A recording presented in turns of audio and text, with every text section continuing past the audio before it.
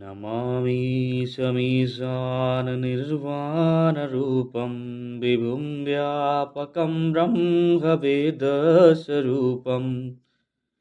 निजं निर्गुणं निर्विकल्पं निरीहं चिदाकाशमाकाशवासं भजेऽहम् निराकारमुङ्कारमूलं दुरीयं गिराज्ञानगोतीतमीशं गिरीशं करालं महाकालकालं कृपालं गुणागारसंसारपारं नतोऽहम् तुषारादृशं काशगौरं गभीरं मनोभूतकोटिप्रभश्रीशरीरं स्फुरन्मौलिकल्लोलिनीसारुगङ्गा लसद्भालवालेन्दुकण्ठे भुजङ्गा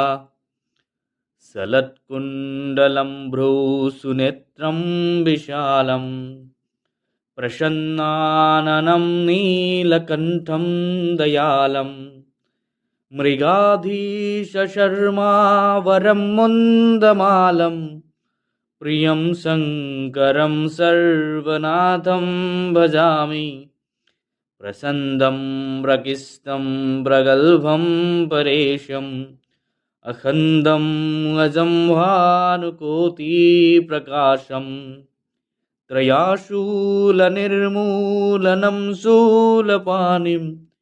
भजेऽहं भवानी पतिं भावगम्यं कलातीतकल्याणकल्पन्तकारी सदा सजनानन्ददाता पुरारी चिदानन्दसन्दोहमोहापहारी प्रसीद प्रसीद प्रभो मन्मथारी न यावदुमानाथपादारविन्दं भजन्ति लोके परे वानरानं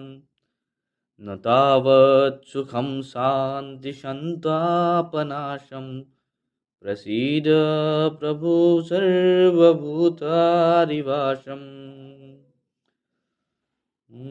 रुद्रस्तकमिदं प्रोक्तं